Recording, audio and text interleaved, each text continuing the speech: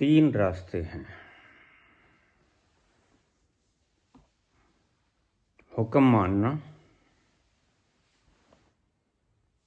हुक्म करना और तीसरा ठहर जाना। ना हुक्म करना ना हुक्म मानना। ध्यान से सुनिएगा।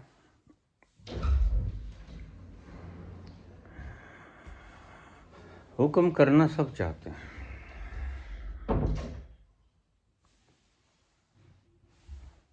हुक्म मानना कोई नहीं चाहता। जबकि इन दोनों का अपने आप में कोई अर्थ नहीं है। बड़ी गहरी बातें हैं, लेकिन क्योंकि गहरे प्रवचन चल रहे हैं और मैं ऐसा समझो कि गीता के 18वें अध्याय की आखिरी कड़ी पे हूं।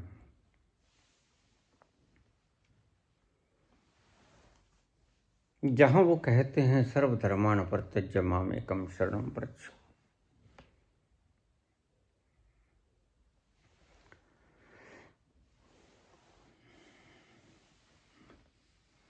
तीन रास्ते हैं, हुक्म करना, हुक्म मानना और ठहर जाना। हुक्म करने में भी तुम नहीं ठहरते, कुछ करते हो। समर्पण करने में भी तुम नहीं ठहरते, कुछ करते हो।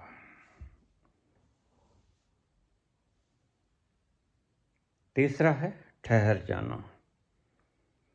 वास्तव में देखा जाए तो उन दोनों का संकल्प और समर्पण, हुक्म करना संकल्प, हुक्म मानना समर्पण, इन दोनों का तत्व रस है ठहरना। क्योंकि हुक्म करना भी झोल है पानी में, हिलाना है पानी को। हुक्म मानना भी झोल है पानी में, कुछ करना है, मानना है। और तीसरा ठहर जाना। यह ठहर जाना तुम्हें प्रकृति रोज सिखाती है नींद की अवस्था में, और तुम शुद्ध बुद्ध खो देते हो। तुम्हें जरा भी पता नहीं चलता कितना वक्त बीत गया, कितनी देर से तुम सोए पड़े हो। और उसका रिजल्ट क्या होता है? फ्रेशनेस।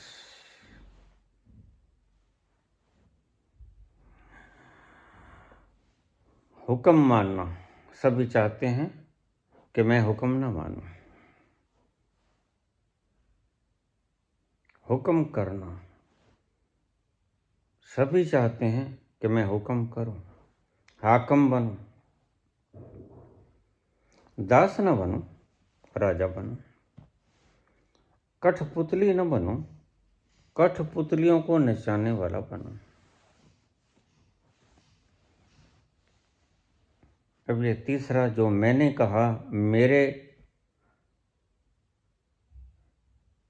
दर्शन का, वो दर्शन नहीं है आपका, मगज खपाई का नहीं।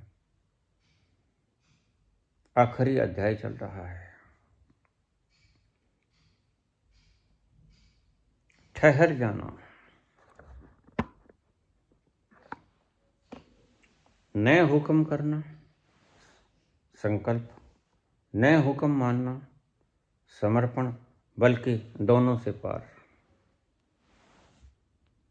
ठहर जाना।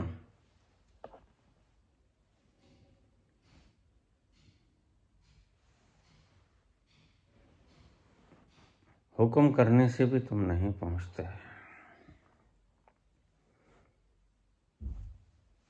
हुक्म मानने से भी तुम नहीं पहुंचते। अब तुम चकित मत होना, ये आखिरी कणक है तुम्हारी आंखों का जो निकाल दूं। इन दोनों में उथल पुथल है।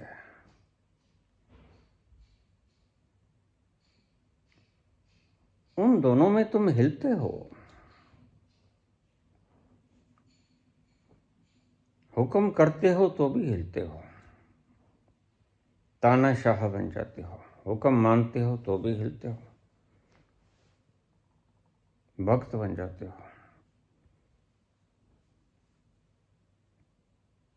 मैंने आपको एक नई फिलॉसफी दी है, दोनों में से कोई नहीं।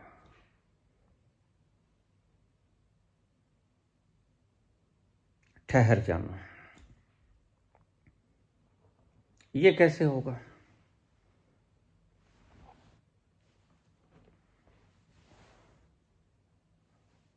न हुक्म करना, न हुक्म मानना, ठहर जाना, ये कैसे होगा?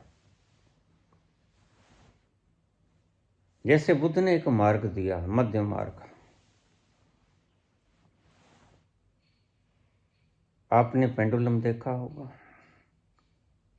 एक छोर पे जाता है, फिर बीच में ठहरता नहीं, आगे चला जाता है, दूसरे छोर से पलट के आता है, उसकी यात्रा शुरू रहती है, इस छोर से उस छोर तक, इस अति से उस अति तक। और इन दोनों ही अतियों में वह गुजरता है उस बिंदु से जहां ठहरा जा सकता है, जिसे बुद्ध कहते हैं मध्य मार्ग। मध्य मार्ग क्या है? न संकल्प करो, न समर्पण करो, कुछ न करो, स्वीकार करो, ठहर जाओ। जो होता है, what ever is happening, let that be happen, उसे होने दो। तुम बाधा न बनो, यानी तुम न रहो।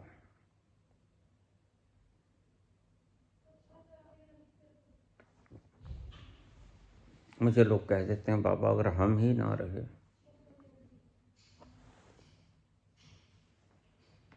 तो मुक्ति का आनंद चखेगा कौन?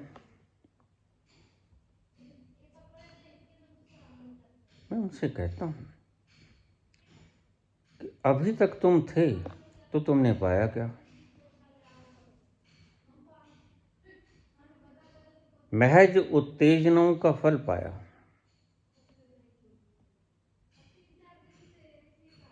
सुख भी एक उत्तेजना, जिसमें तुम हंसते हो, नाचते हो।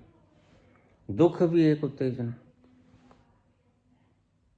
जिसमें तुम दुखी होते हो, शोक में आते हो। संतप्त होता है तुम्हारा हृदय, कलेजा बिंध जाता है।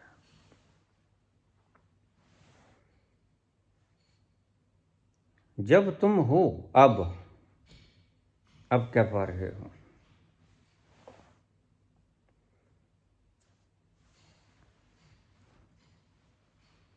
इस संतों के पास या तथा कथित संतों के पास इतनी लंबी कतारें क्यों हैं?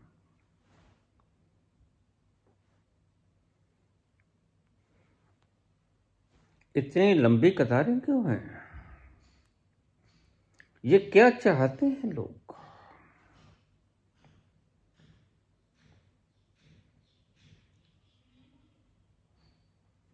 क्यों ये सत्य को पाखंड में डाल दिया गया है?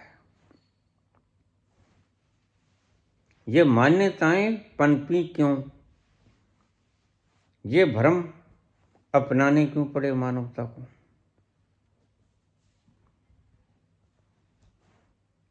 क्यों ये अंधविश्वास थोपने पड़े आदमी को?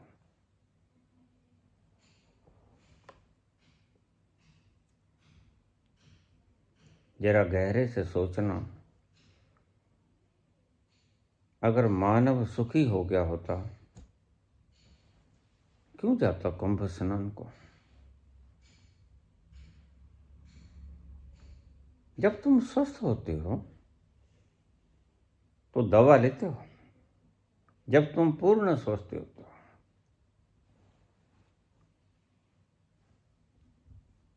दवा तुम तभी लेते हो जब तुम बीमार होते हो। वो बीमार चाहे कोई रोग हो, चाहे कोई कमी हो, कोई विटामिन की कमी, कैल्शियम की कमी, किसी मिनरल की कमी,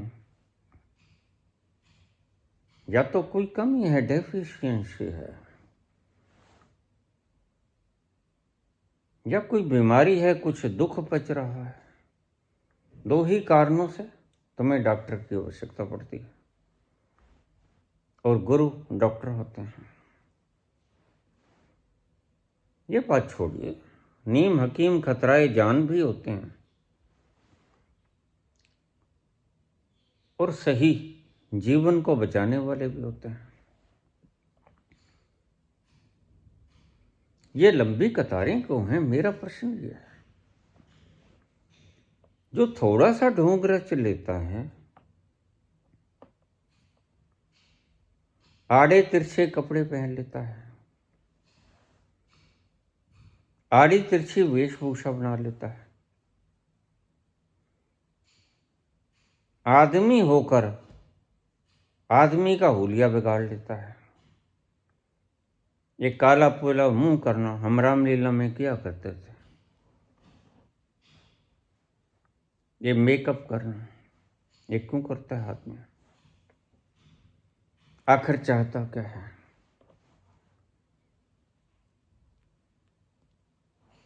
तुम्हें पता ही नहीं। तुम इनके पास जाते क्यों हो?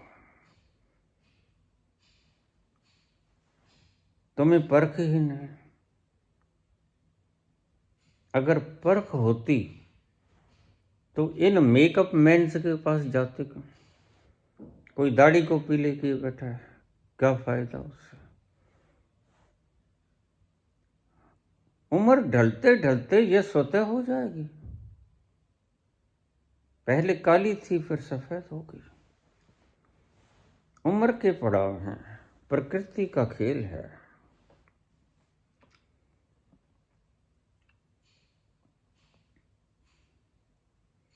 खुद से क्यों पीली की?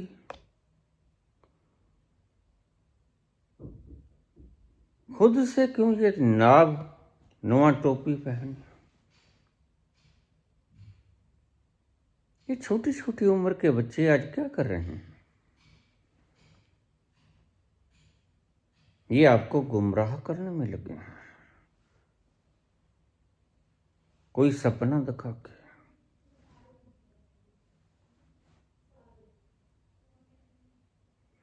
राजनीतिज्ञों को मैं बहुत समझदार व्यक्ति नहीं मानता। समझदार हैं कृष्ण।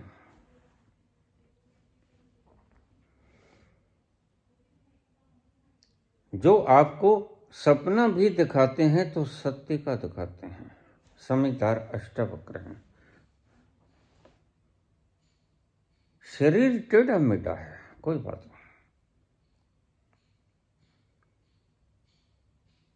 लेकिन तुम्हें कल्पना करवाते हैं सत्य की।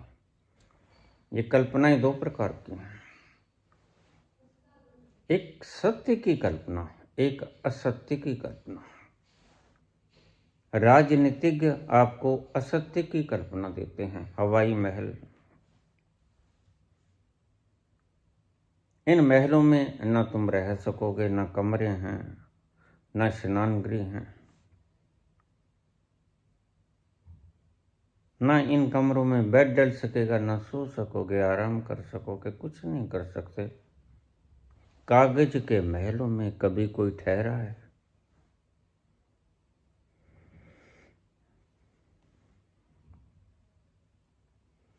कबीर भी तुम्हें सपना दिखाते हैं, नानक भी, मीरा भी, चैतन्य भी, शंकर भी, कृष्ण भी, महावीर भी, बुद्ध भी। ये भी सपना दिखाते हैं। सपना कौन? सपना वो जो तुम्हें आज तक पता ना हो, वो तुम्हारे लिए सपना है।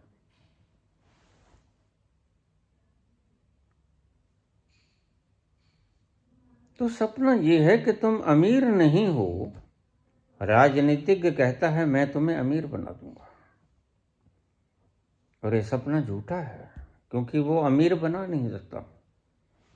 उसका प्रयोजन दूसरा है, तुम्हें लूटपाट करके खुद अमीर हो जाना। उसका सपना ये है, तुम्हें भ्रमित सपनाओं के जाल में उलझा लेता है। एक सपना तुम्हें संत भी दिखाता है,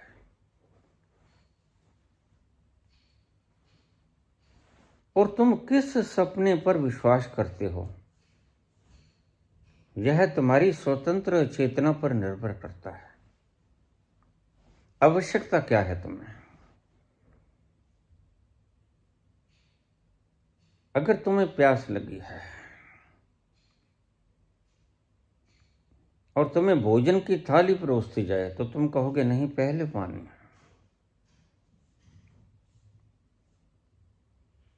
गला सूखा जा रहा, रोम रोम पानी मांग रहे हैं।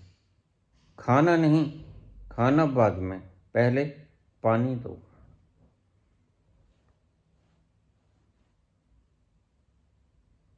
और अगर तुम्हें भूख लगी है, पेट भूखा है, तो तुम्हें पानी दे दिया जाए, तुम कहोगे नहीं, पानी तो बहुत पिया है, लगी तो है भूख। राजनीतिज्ञ यही काम करते हैं। तुम्हें जिस चीज की जरूरत है वो नहीं देते, उसके अलावे कुछ देते हैं, क्योंकि सपना है। एक राजनीतिक सपना है, एक आध्यात्मिक सपना है, दोनों सपने हैं।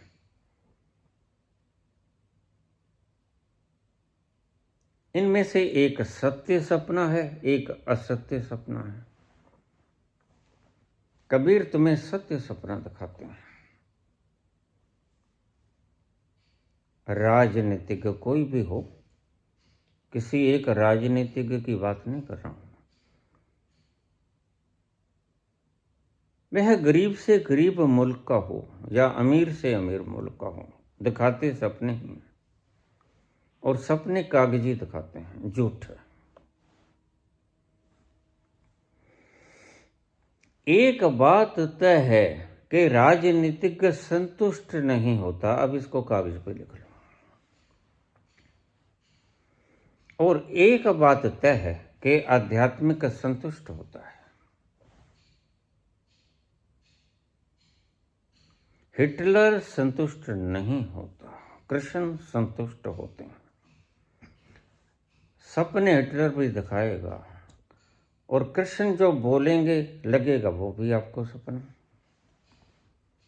भला ईमानदारी से सोच के बताइए, क्या जो कृष्ण कहते हैं वो आपको सपना नहीं लगता? जब कृष्ण कहते हैं वह तत्व ऐसा जिसको कोई शस्त्र नहीं काट सकता, आग नहीं जला सकती, पानी नहीं गला सकता, वायु नहीं सुखा सकती, सच में बताना भीतर से सोच के, क्या तुम्हें ये सपना नहीं लगता? लगता है। तो इसे मैं आध्यात्मिक सपना कहता हूं। और एक सपना दिखाने वाले राजनीतिज्ञ होते हैं।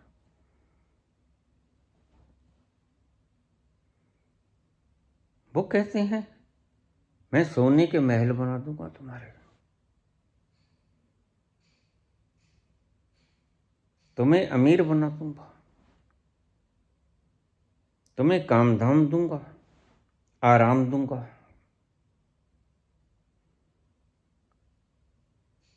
दोनों ही सपने हैं। बातों को बड़े आनंद से सुनते रहिए और इसका स्वाद चखिए। कृष्ण भी सपने दिखाते हैं, कबीर भी सपना दिखाते हैं। वो आध्यात्मिक सपना है, वो राजनीतिक सपना है। सपने का अर्थ क्या है? सपने का अर्थ जो तुम अब नहीं हो, वो होने का नाम सपना है। राजनीतिज्ञ जो आपको सपना दिखाते हैं, वो राजनीतिज्ञ खुद तृप्त नहीं होते, खुद तलाश में होते हैं। वो खुद उस राह पे हैं कि हम कैसे तृप्त हो जाएं, अभी तक तृप्त हुए नहीं। वो खुद प्रैक्टिकल कर रहे हैं, सुखी नहीं है राजनीतिज्ञ, खुद सुखी नहीं है तो वो अच्छी तरह से समझते हैं कि तुम भी सुखी नहीं हो। तो फिर वो एक सपना दिखाते हैं कि मैं तुम्हें सुखी बना दूंगा, मुझे इस राजगद्दी पे बैठा दो, मुझे हाकम बना दो। तुम बैठा देते हो और कुछ वर्षों में परिणाम तुम्हारे सामने आ जाता है, वो ठीक हो या गलत, परिणाम आ ही जाता है। और ये सपना है। आध्यात्मिक सपना सदा झूठा होता है। मैं सीढ़ी दर सीढ़ी चढ़ रहा हूं और आप सीढ़ी दर सीढ़ी समझने का प्रयास करो।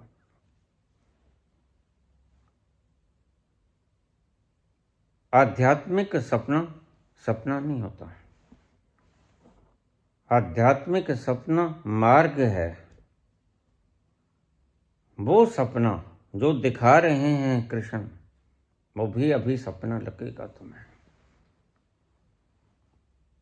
वहां बड़ा आनंद है, क्या ये सपना नहीं? वहां शीतल हवाएं बहती हैं,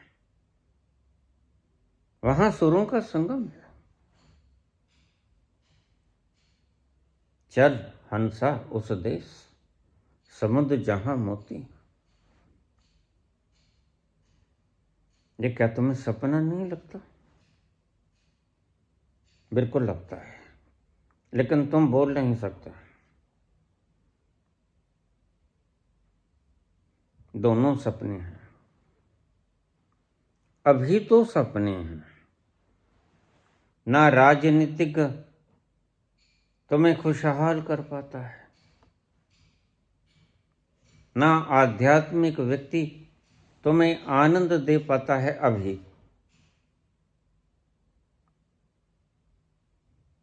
लेकिन आध्यात्मिक सपना जो दिखाते हैं लोग,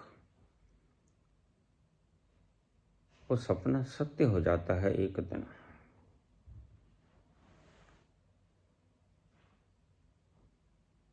राजनीतिक सपना जो दिखाते हैं लोग, वो सत्य कभी नहीं होता। तुम कभी अमीर नहीं हो पाओगे, चौंक मत जाना। तुम धनाढ्य हो सकते हो, धनपति हो सकते हो। अमीर होना और धनपति होना बिल्कुल अलग बात है। खुशहाल होना और खुश होना ये बिल्कुल अलग बात है। सुनने में तुम्हें यकसा लगेंगे, एक ही बात है, नहीं।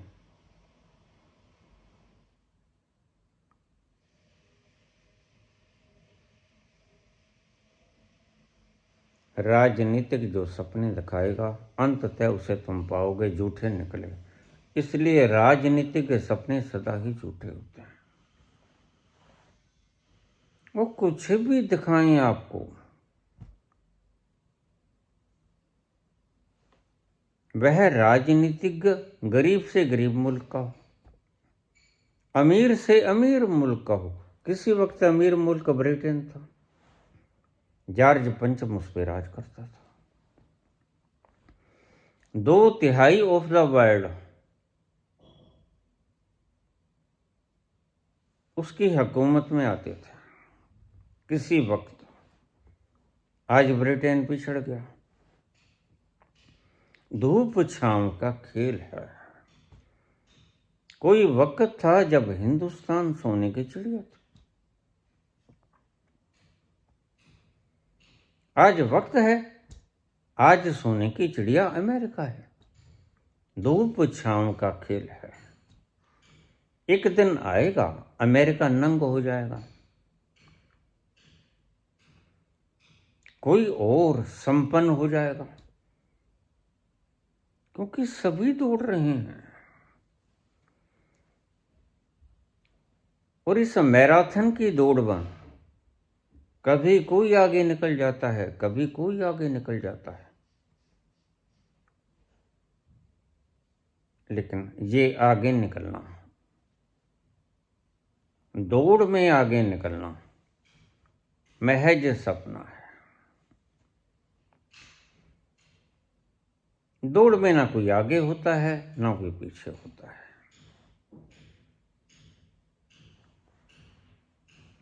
तीन रास्ते मैंने बताए।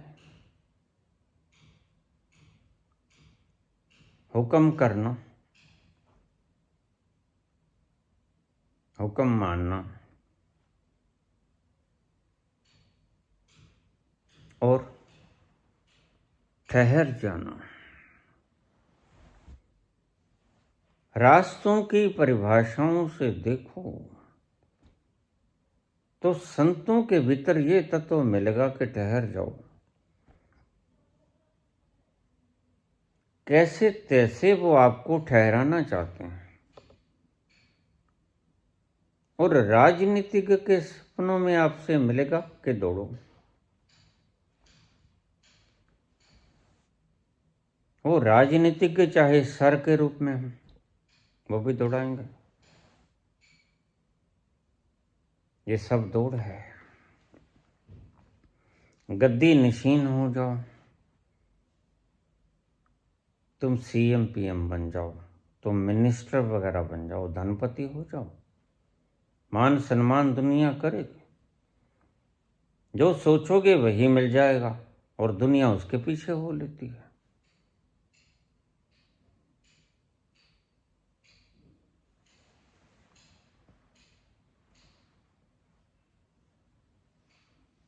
जो सपना है आध्यात्मिक, वह भी सपना है। माला फेरो, पूजा करो, नारियल फोड़ो। अब ये सावन आया तो पत्थर के ऊपर दूध चढ़ाओ।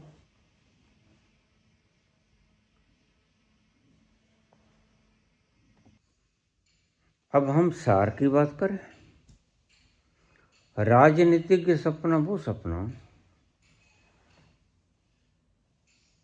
तुम गद्दी नशीन हो जाओ, हुक्म करने वाले बन जाओ, बड़े से ऑफिसर बन जाओ, कलेक्टर बन जाओ, अध्यक्ष बन जाओ, मुख्यमंत्री बन जाओ।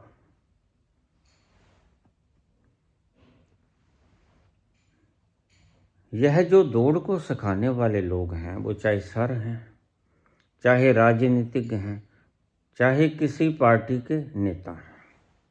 वो पार्टी कोई भी है, आज कोई राज करता है, कल बदल जाता है, क्योंकि मनुष्य का मन बदलता रहता है। और बदलने की इस प्रक्रिया में बाहर की सीनरीज को भी बदलता रहता है। थक जाता है, ऊब जाता है।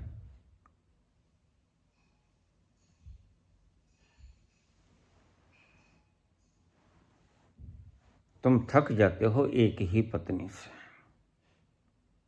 तुम थक जाते हो एक ही पति से। ये तो तुम्हें ठीक लगेगा क्योंकि तुम्हारा अनुभव है।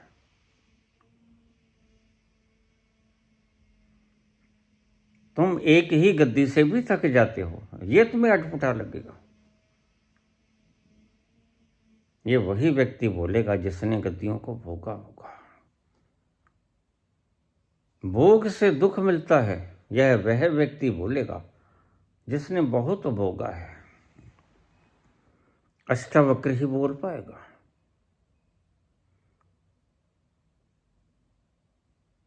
जनक को कहते हैं और भोग ले। जनक कहते हैं महाराज भोग लिया, भोगों से कुछ नहीं पाया, दुख पाया। और जनक से बोलते हैं अष्टावक्र कि हे राजन, भोग से दुख मिलता है। और जनक सिर हिला देते हैं। क्यों? क्योंकि उसने भोगा, प्रचुर मात्रा में भोगा।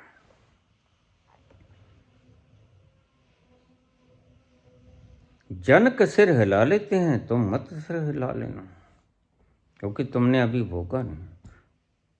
तुम्हें तो अभी खाने को 5 किलो आटा मिलता है, तुम कैसे तृप्त हो पाओगे?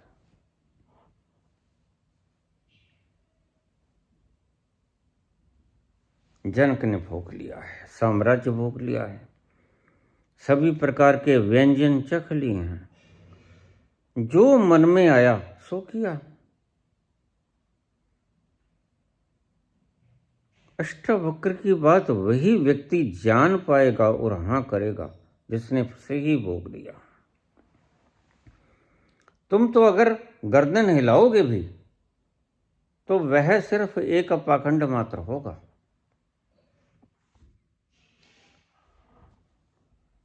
तुम्हारा कंक्लूजन क्षणिक भी हो सकता है, फॉर द टाइम बिंग। किसी ने आपको धोखा दे दिया तो आप कहोगे सभी धोखेबाज होते हैं, पुरुष धोखेबाज होते हैं, स्त्रियां बेवफा होती हैं। यह क्षणिक कंक्लूजन है।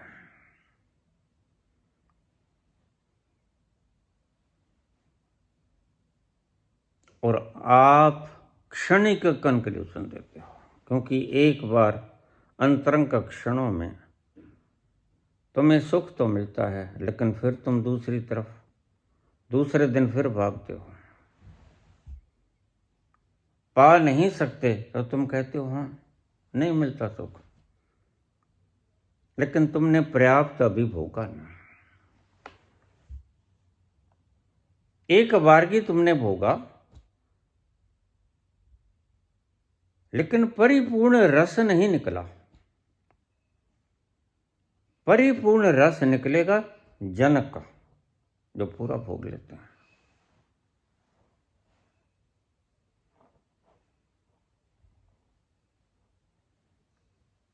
जनक का दरबार लगा था। किसी भिक्षुक को उस गुरु ने पहुंचा दिया था कि बस ईमानदार गुरु होते थे उस क्षण की बात है, जनक कोई आज नहीं हुआ। अगर कम से कम आखिरी जनक को देख लिया जाए तो वह 8000 साल पुराना था। भगवान राम का क्षेत्र वक्त 8000 साल के करीब बैठता है। तब जनक उसके ससुर थे और यह 19 जनकों की परंपरा थी, जैसे तीर्थंकरों की परंपरा है। जैनियों में 24 तीर्थंकर हुए, ऐसे ही जनकों की परंपरा में 19 जनक हुए और आखिरी जनक देखे गए भगवान राम के ससुर की तरह।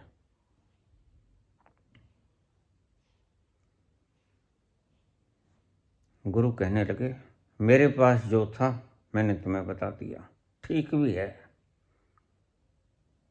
प्राइमरी तक जानने वाला टीचर अगर कहे कि बस भाई अब 5वीं तक पढ़ा दिया, अब तुम हाई स्कूल जाओ, और हाई स्कूल के बाद टीचर अगर ईमानदार हो, वह कहे कि अब विश्वविद्यालय छोड़ो, और विश्वविद्यालय के बाद अगर कोई ईमानदार है वो कहे अब रिसर्च करो, इतना तो खोज लिया गया, अब तुम खोजो, क्योंकि खोजने को बहुत है। इस संसार की खोजें न पूरी हुई न पूरी होंगी। कोई भी काल आ गया हो, कितना ही समृद्ध काल आ गया हो, खोज कभी पूरी नहीं हुई और खोज पूरी कभी नहीं होगी। साइंस अधूरा ही रहेगा हमेशा, और परमात्मा पूर्ण है और पूरा ही रहेगा हमेशा। लेकिन तुम्हारा मन नहीं मानता। तुम्हारा मन कहता हम खोज लेंगे, एक दिन सब खोज लेंगे। और तुम्हारा मन ये भी नहीं मानता कि परमात्मा पूर्ण रहेगा सदा। तुम कहोगे नहीं, हम परमात्मा को भी जीत लेंगे किसी दिन। तुम्हारी मति उल्टी है।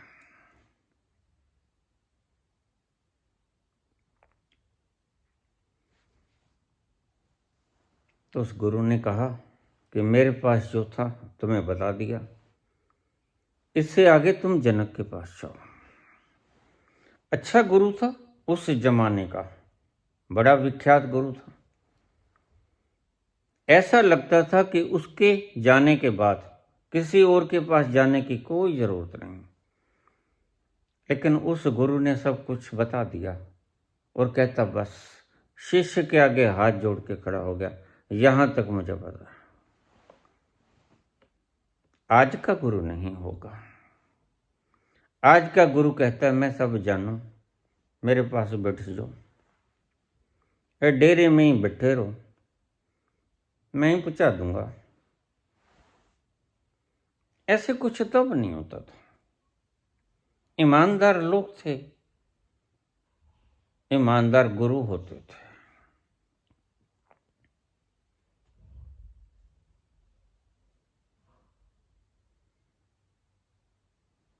गया जनक के पास, सांझ हो गई, देखा दरबार लगा, शराब ढंढ रही है, महफिल सजी है, जाम खटक रहे हैं, नृतंगनाएं नाच रही हैं। ऐसा वातावरण तो उसने आंखें मूंद ली। अरे राम राम राम राम, ये कहाँ भेज दिया? गुरुजी ने कहाँ भेज दिया? ये गुरुजी क्या, ये गुरुजी हैं, ये तो गधे हैं। ये तो मेरे साथ मजाक कर दिया, भागा वहां से। लेकिन जनक की दृष्टि से कोई बच सका है? जनक ने पीछे आदमी लगा दिया, पकड़ो उसको। थोड़ी देर में आया मैं,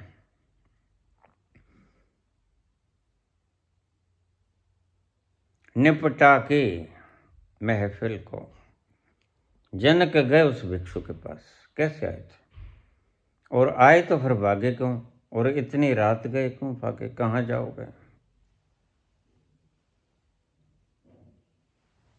वो कहता है जी क्या बताऊं,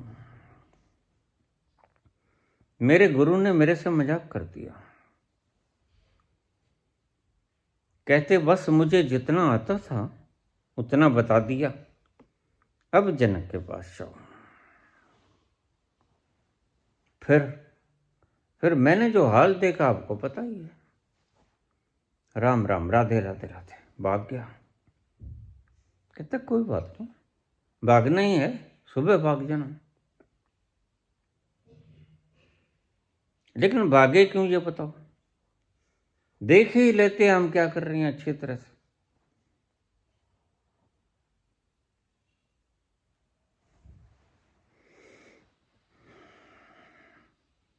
मैं इसलिए भागा कि आपसे तो मैं अच्छा हूं।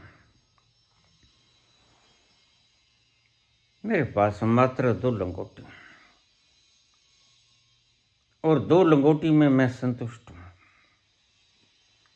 बस गुजर बसर बढ़िया हो जाता है, मांग के खा लेता हूं। और तुम्हारे पास सब है, लेकिन तुम तृप्त नहीं हो। इसलिए भागा, इससे क्या उम्मीद रखूं मैं? अब कृष्ण की हालत देखकर कोई क्या उम्मीद रख सकता है? बताइए, 16,108 रानियां, लाखों पुत्र पुत्रियां,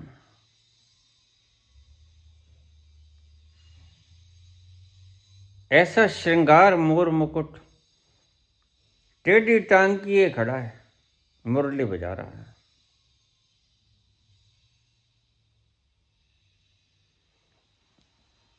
अब इससे उसका हुलिया देखकर कोई क्या उम्मीद करेगा?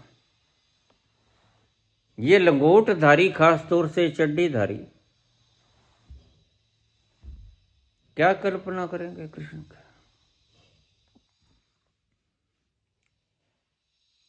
कृष्ण जो करते हैं सरे आम करते हैं, उनका कोई पहलू तुमसे छिपा नहीं। सरेआम शिशुपाल का वध करते हैं, सरेआम रानियों के साथ रहते हैं, सरेआम बच्चे पैदा करते हैं। तुम्हारे में और उसमें क्या फर्क है? मुझसे लोग पूछ लेते हैं, हम में और गांधी जी में क्या फर्क है? गांधी जी अपने दुष्कर्मों को लिख देते हैं, बता जाते हैं। तुम अपने दुष्कर्मों को छिपा लेते हो, यही फर्क है, और इससे बड़ा फर्क हो भी नहीं सकता। तुम सारा मीडिया झोंक देते हो कि हम नहीं है वो, और वो सहज बता देते हैं, लिख के चले जाते हैं सत्य के प्रयोग में, मैंने ऐसा कुछ किया भाई। When my father was on the deathbed, I was on the Kasturba bed.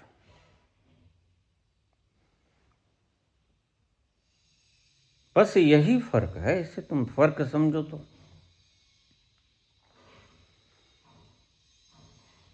तुम्हारे में और कृष्ण में बस यही फर्क है। यही कहने लगा वो भिक्षु, तुम्हारे में और मेरे में क्या फर्क है? मैं 2 लंगोटी में संतुष्ट हूं, और तुम महलों के राजकाज में। 9 लखा हार पहन रखे हैं तुमने,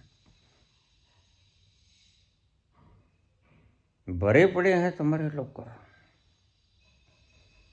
सेवक सेविकाएं हैं, मंत्री परिषद है, नृत्यांगनाएं हैं एक से एक सुंदर, बलि एक से एक बलि, फौज है तुम्हारे पास, हाथी हैं, घोड़े हैं, सब है। तुम उससे भी संतुष्ट नहीं हो, फिर भी शाम को ये कंजर खाना करते हो। क्या जरूरत पड़ी?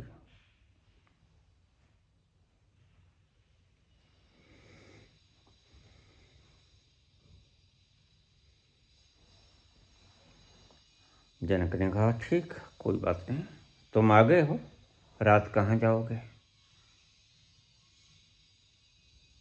अमावस्या की रात है, घोर अंधकार है, कहीं कोई रोशनाई की किरण दिखाई नहीं पड़ती, मौसम भी कुछ भीगा है, तूफान चल रहा है, ऐसे में कहाँ जाओगे?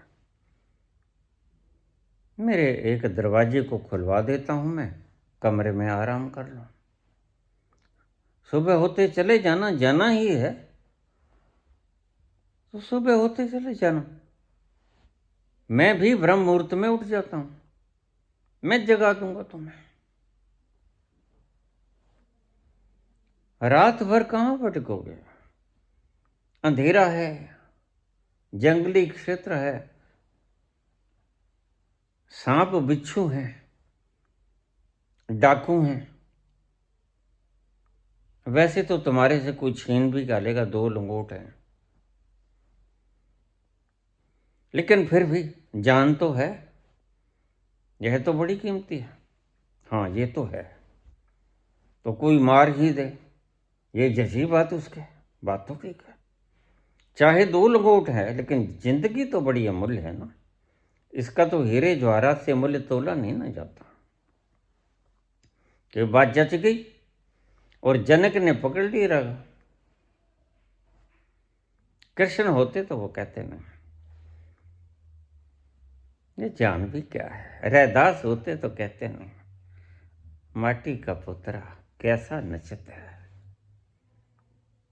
कैसा जान? कृष्ण कहते नहीं, वो नहीं मरता जिसको ये डाकू मार देंगे, जिसको सांप काट लेगा वह मैं नहीं हूं, जिसको शस्त्र काट लेगा वो मैं नहीं हूं। मैं कहां लूटा जाता हूं? मुझे कोई नहीं लूट सकता। लेकिन अज्ञानी था भिक्षुक इस बात को, देह के साथ मोह था।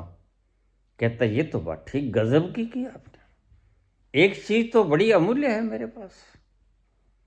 बात ठीक, मैं रात भर ठहरूंगा, सुबह जाऊंगा, क्यों जान को जोखिम में डालना। रुक गया।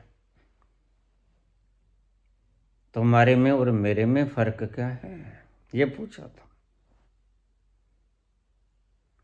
सुबह उठे, जनक ने जगा लिया, बड़े मजे से सोया। पिल्लो थे बड़े गदम गदम, बड़ी नींद आई। कठोर धरती पर सोया था, आज प्रथम बार सोने को मिला और नींद खूब गहरी आई। और उठा सुबह, दरवाजा खोला, जनक ने प्रणाम किया और भिक्षुक चुप खड़ा रहा। जनक ने दोनों हाथों से प्रणाम किया।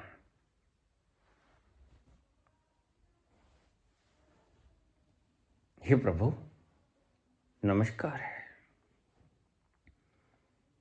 जनक आपको प्रणाम करता है। और भिक्षुक ने स्वीकार किया, वाकई ही जरूर मैं योग्य हूं इसके। दो मात्र लंगोटी है मेरे पास, प्रणाम करने तो योग्य हूं ही।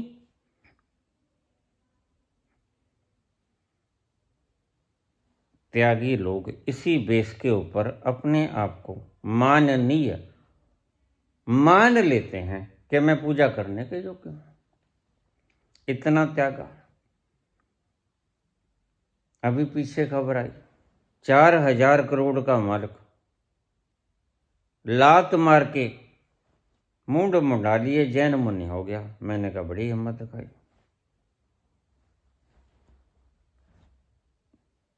कहां परखी जाती है हिम्मत वस्तुओं को छोड़ने से। हिम्मत तो कुछ और है, वो तो जब हिम्मत की परीक्षा होगी तब पता चलेगा तुम्हें। कहने को तो बहुत बुद्धिमान होते हैं, नरेंद्र दत्त जैसे, विवेकानंद जैसे, बड़े धड़ल्ले से पूछते हैं ईश्वर है। सभी से पूछा और रामकृष्ण के आड़े आ गए, ईश्वर है? रामकृष्ण कहते हैं हाँ है, देखना है। अब पहली बार थर्राए है। इस व्यक्ति की आंखों में कुछ चमक थी, वाणी में कुछ दमक थी। बिजली सी कूद गए। अनमने से बाप से बोले हाँ देखना है। किसी तरह साहस जुटाया होगा बेचारे ने। अब ऐसी तो उम्मीद ही नहीं थी। चला था हराने, नतमस्तक हो गया। ऐसा जवाब मिलेगा उम्मीद ही नहीं थी। मुझसे लोग पूछ लेते हैं भगवान है? तो हाँ है। प्रमाण? प्रमाण मैंने देखा है। अगर मैंने ना देखा हो तो कोई प्रमाण काम नहीं करेगा। जैसे तुम्हें कोई प्रमाण काम नहीं करता, क्योंकि तुमने देखा नहीं, इसलिए तुम प्रमाण मांगते फिरते। मैंने देखा है, बस इतना प्रमाण काफी नहीं है। It is the authentic proof. जीवन का प्रमाण होना चाहिए, चमत्कारों का नहीं। चमत्कार तो तुम जिधर देखोगे उधर ईश्वर ही ईश्वर है। ईशावास्यमिदं सर्वम यत् किंच जगत्याम जगत। लेकिन वो आंखें कहाँ हैं तो चर्म चक्षु। उस आंख से दिखता है परमात्मा, चमड़े की आंख से नहीं दिखता। और कृष्ण यही सही प्रमाण को दिखाने के लिए अर्जुन को वो चरम चक्षु के अलावा ज्ञान चक्षु प्रदान करते हैं, दिव्य चक्षु जिन्हें कहते हैं। अब तू देख, इन आंखों से दिखेगा जैसे दूर दूर कहीं नग्न आंखों से नहीं देखे जा सकता, ब्रह्मांड के पार। लेकिन हर्बल नहीं तो जेम्स वेब देख लेता है उन चीजों को जो नग्न आंखों से दिखाई नहीं पड़ती। आंखों की अपनी एक सामर्थ्य है, दूरबीन की अपनी एक सामर्थ्य है। टेलीस्कोप देख लेगा, आंखें नहीं देख सकेंगे। तो रामकृष्ण ने कहा है, तुमने देखा? हाँ देखा। तुमने देखना है, बस इसकी उम्मीद नहीं थी विवेकानंद को। अनमने से भाव से सिर हिला दिया। हाँ देखना है, किसी तरह दृढ़ किया होगा संकल्प को। एकदम से सारे प्रश्न भीतर से उठाए। मरना पड़ता है, सुना है, सुना है हिल जाओगे, तूफानों की तरह उड़ जाएगा तुम्हारा अहंकार। सारे अचेतन में घुसे हुए वो शब्द बाहर निकल आए और घबरा तो गया, लेकिन किसी तरह कह दिया कि हाँ, हिम्मत जुटा के देखना चाहता हूं।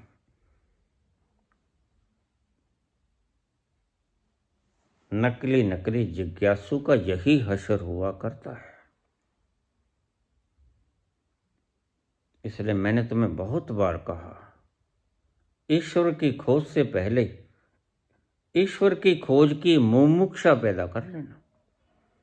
तंग आ जाना इस संसार से, बाज आए इस मोहब्बत से, उठा लो पान दान अपना। भोगों से तंग आ जाना, फिर उठेगी मुमुक्षा, जिसे अष्टावक्र कहते हैं। भोग से दुख होगा और दुख से वैराग्य, नहीं है कुछ। यह थीम आ गया, एक्सट्रैक्ट आ गया संसार का। भोग से दुख मिलता है, यह जानोगे, और दुख से वैराग्य आएगा, नहीं है कुछ, छोड़ के चले जाते हैं। बुद्ध सिर पे हाथ रख दिया, लो देख, भीतर ही भीतर जाते गए। जब भी मिलेगा भीतर से मिलेगा, याद रखना। तेरा साहिब है तुझ माही, तेरा साहिब है तुझ माही, बाहर नैना क्यों खोले, मन मस्त हुआ फिर क्यों बोले, मन मस्त हुआ फिर क्या बोले। उस मुकाम पे पहुंच गए जहां मैं कहता हूं साहस की जरूरत पड़ती है। जब मुनि लोग कह देते हैं इतना तो छोड़ दिया,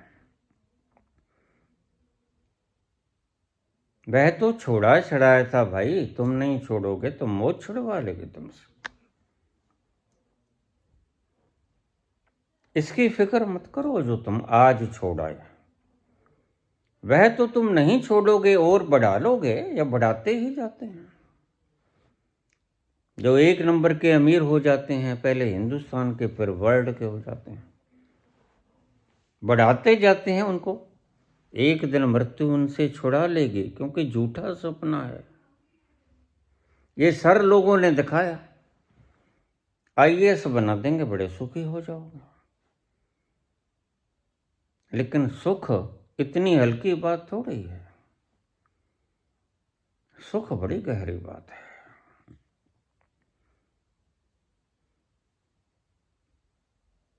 सुख न संकल्प में है, न समर्पण में है। सुख कहाँ है? हम आगे चलें, पता लगेगा तुम्हें। वहां जाकर कंपे, मृत्यु दिखी सामने, तांडव नृत्य करती। वही शंकर जिसकी पूजा करते थे, ये कंप गया।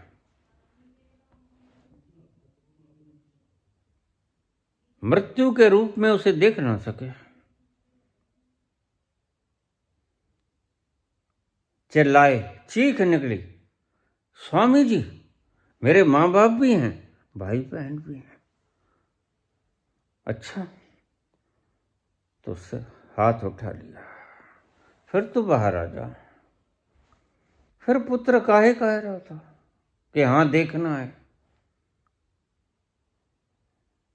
इसलिए मैं कहता हूं पहले हिम्मत जुटा के आओ।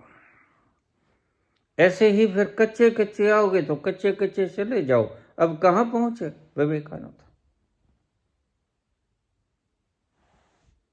जख मारते फिर रहे हैं आज भी।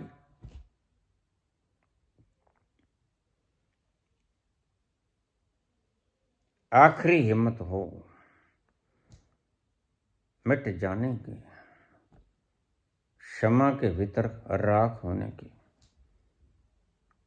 ये शंकर प्रतीक हैं जो अंग के ऊपर भस्म लगाते हैं। ये तुम्हें बताते हैं सबसे पहले कि ये तुम्हारा वास्तविक स्वरूप है। यह देह इस भस्म में तब्दील हो जाएगा। ये भस्म जो मैंने लेपन कर रखी है,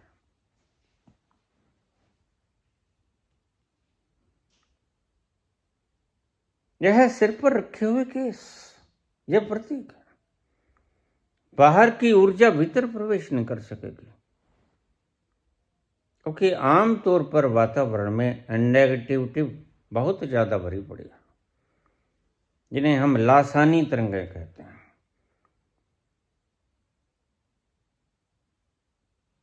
तो प्रकृति बड़ी समझदार है। जिसका शरीर ज़्यादा सेंसिटिव होता है उसे ज़्यादा बाल घनीभूत करके दे देता है।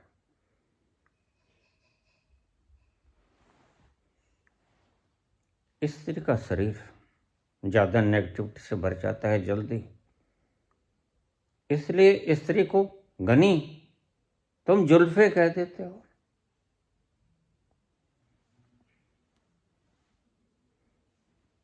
थोड़ा सा शेर अर्ज कर दूं, याद आ गया। तेरी जुल्फों के साए के तले आराम कर लूं, तेरी जुल्फों के साए के तले आराम कर लूं, मगर डर लगता है कि कहीं इसमें जुएं ना हो।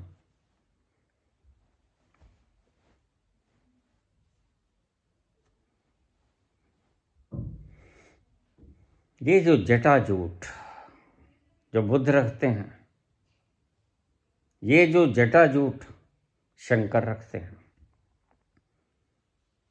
ये बाहर की लासानी तरंगों को भीतर जाने से रोकते हैं और भीतर की आसानी तरंगों को बाहर जाने से रोकते हैं। स्त्रियां बहुत जल्दी नेगेटिविटी को खींच लेती हैं, बड़ी भावुक होती हैं। आंसू तो उनके यहां रखे होते हैं, तुम देख लेना। थोड़ी सी बात करोगे, डलक डलक आंसू पड़ेंगे। भावुक हैं।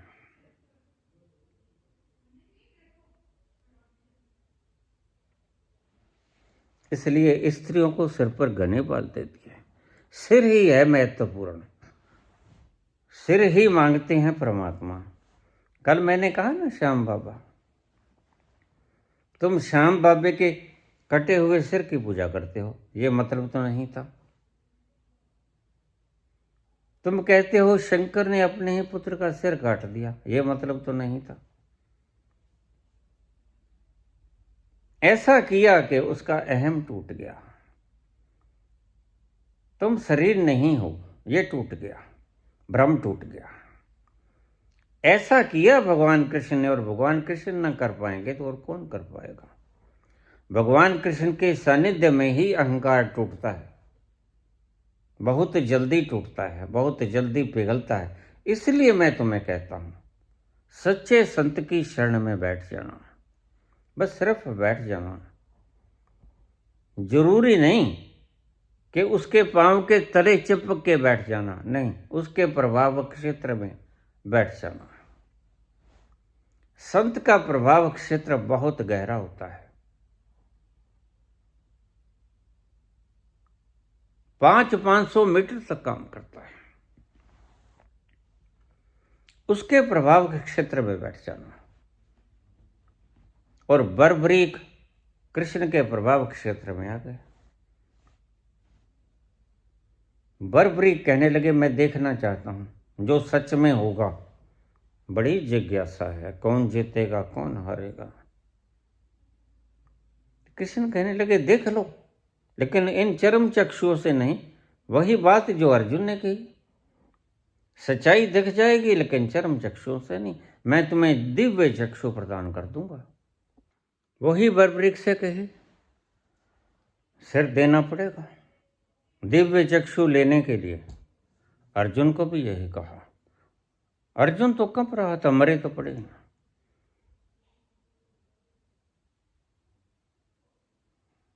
तुम ना मारोगे भगवान तो ये भीष्म पितामह गुरु द्रोण ये मार देंगे। तुम्हारे हाथों मर जाऊं, अच्छा ठीक, समर्पित हो गए।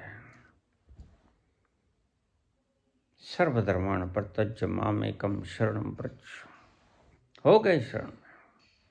और दिव्य चक्षु मिल गया। ऐसे दिव्य चक्षु नहीं मिला करते। तुम्हारी तो मन की भटकन है जो कहती, प्रभु मुझे भी दिव्य चक्षु दे दो, योग्य हो जाओ भाई। गंदा नाला कहे कि मेरे में घी डाल दो, बताओ जरा कोई फायदा है? घी भी विकृत हो जाएगा, हो जाएगा।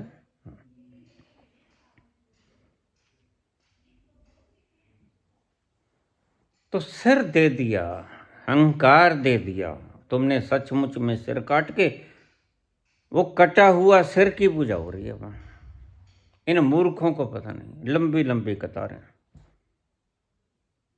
दर्शन करने हैं। काहे दर्शन करने हैं? दर्शन तुम्हारे भीतर होंगे भाई। इससे कुछ सबक ले लो। इस कटे सिर से कोई सबक ले लो, अगर ले सकते हो। पूजा मत करो। तुम पूजा में लग जाते हो। क्या सबक लेना है? ये तो प्रेम मिलन की चाह। अगर तुझे उस प्रेम से मिलने की चाह है, शीश तली धर, शीश तली धर, शीश तली धर, जे तो प्रेम मिलन की चाह। शीश तली धर, घर मेरे आओ,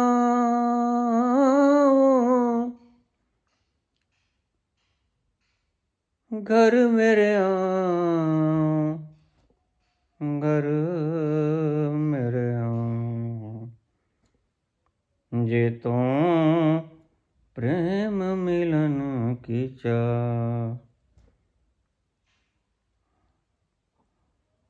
उस प्रेम के राजा के पास जाना चाहते हो? ओशन ऑफ लव, प्रेम का समुद्र। तो सबसे पहले शीश को तली पे रख लो काट कर। यह एक सिंबल था, एब्रीविएशन, सिंबॉलिक रिप्रेजेंटेशन, जिन्हें तुम प्रतीक कहते हो। जैसे H2O प्रतीक है पानी का, NaCl प्रतीक है नमक का, लेकिन NaCl को ब्लैक बोर्ड पे चाटोगे तो नमकीन नहीं होगा। H2O को ब्लैक बोर्ड पर चाटोगे प्यास नहीं बुझेगी। वो प्रतीक हैं। तुम ऐसा ही कर रहे हो, कटे हुए सिर की पूजा कर रहे हो, फिर तुम कहते हो तुम समझदार हो। तुम अंधे हो, तुम महामूर्ख हो। ये पुजारी पंडे, ये मोटे पेटों वाले तुम्हें ठग रहे हैं। असली मतलब ये है, अहंकार की बलि दे दो। वो चाहे हवन था, यज्ञ था, हमने कुछ भी किया, लेकिन उसके मूल में क्या था? अहंकार को मार दो, अहंकार की बलि दे दो। प्रत्येक धर्मों में ये चीज बनाई, इस्लाम में बनाई बकरीद। अल्लाह को प्यारी है कुर्बानी। जिसकी कुर्बानी देनी चाहिए वो बर्बरी ने दे दिया। तुम बकरे की, मेमने की, प्यारे प्यारे बच्चे की बलि दे देते हो और कामना करते हो कि अल्लाह जब होगी क़यामत तो हमें ले जाएगा जन्नत में। नहीं लेके जाएगा, तुम ऐसे ही सड़ोगे। ईसाइयत ने कहा कन्फेशन है, हिम्मत कन्फेशन करने की। जिन्होंने कन्फेशन किया उनको तुम गाली निकालते हो। अजूबा है ना।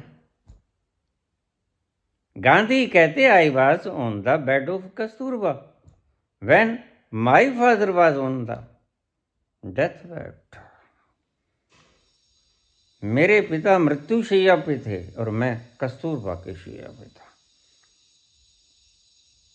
तुम्हारा अहंकार टूटेगा। तुम कहोगे नहीं, तुम तो आज तक नहीं बताते कि तुम चरण चुंबक बने रहे। काहे चले गए भाई? आज़ादी का वेला था, 1000 साल से गुलाम थे। वेला था, बा मुश्किल माहौल बना था, साथ रल लेते। छोटा भाई होता है। सावरकर 14 साल छोटे थे। 69 का उनका जन्म, 83 का उनका जन्म। 14 साल छोटे थे, छोटे भाई की तरह थे। छोटे भाई की तरह काम आते हैं।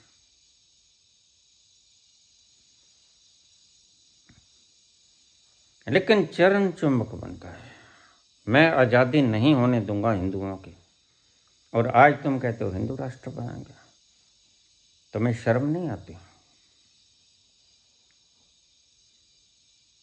अरे हिंदू राष्ट्र बनाओगे तब तुम चरण चुंबक बने रहे?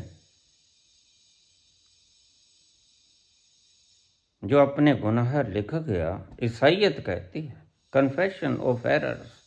Human is to errors. आदमी गलती का पुतला है, लेकिन उन गलतियों को स्वीकार कर लो। महत आत्मा होती है वो जो अपने गुनाहों को स्वीकार कर लेती है। और तुम कहते हो राष्ट्रपिता। गांधी ने कहा मुझे राष्ट्रपिता बनाओ। महात्मा, किसने उपाधि दी महात्मा की? बताओ। अगर कोई दूसरा उपाधि दे दे तो तुम क्या करोगे? मुझे लोग कुछ संत कह दे तो इसमें मैं क्या करूं? मेरा कोई दोष है क्या? भाई उससे पूछो ये कैसे संत है। बहुत से लोग हैं जो मुझे लफंगा लुच्चा कहते हैं ऐसे। पूछो उनसे जाके, वो बड़ी बड़ी कहानियां बताएंगे आपको। उनसे पूछो ना। तुम उनसे क्यों पूछते हो जो मुझे संत कहते हैं? तो मेरा कोई कसूर नहीं। कहने वाले को कहने दो। जिनकी रही भावना जैसी, प्रभु मूरत तन देखी तैसी। मैं वो विश्व रूप हूं जो कभी नहीं मरता, जो कटता नहीं, जो सूखता नहीं, जो गलता नहीं। तुम जो चाहे कहते रहो। तुम जिसकी बात करते हो वो मैं हूं नहीं, ये मैंने भी जाना, देरी से जाना।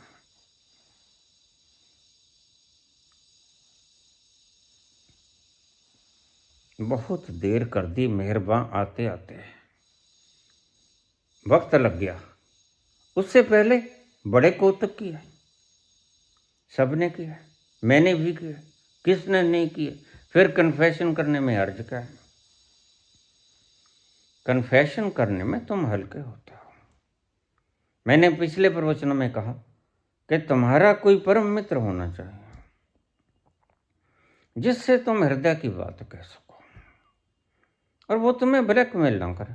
मेरे पास तो रोज शिकायतें आती हैं, ये पास्ट लाइफ रिग्रेशन वाले, हम कुछ कह देते हैं हमें ब्लैकमेल करते हैं। क्या कोई कन्फेशन करेगा इनके सामने? कन्फेशन करो संत के सामने, जो स्वीकार करे कि ह्यूमन इज टू एरर्स, सभी करते हैं गलती, मैंने भी की, तुमने भी की, कोई बात नहीं। चोर चोर मुसेरे भाई, खुश नहीं होते तुम देखकर मुझे?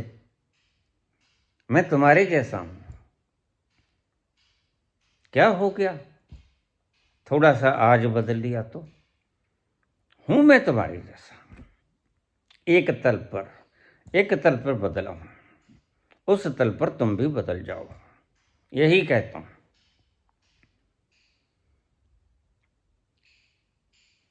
विवेकानंद चीख मारते हैं, चिल्ला पड़ते हैं। जनक कहने लगे चलो घूम आए, थोड़ा घूम आए मिथिलापुरी में, आओ तुम्हें दर्शन करा दूं बाग वाटिकाओं के। चलो। क्या राजा था, डरता भी था। मसलमैन खड़े थे सामने, बाले लिए, तलवारें नंगी, कटवा देगा करना माना था। जबरदस्ती शहर को भी जाना पड़ा, निकल गए बड़ी दूर, बड़ी दूर निकल गए। और भिक्षु कहने लगा, अरे कहाँ तक जाओगे राजा जी, मैं तो थक गया हूं, चलो वापस चलें। अरे क्या जल्दी पड़ी है, जाना कहाँ है? पीछे मुड़ के देखा, देखो महलों को आग लगी।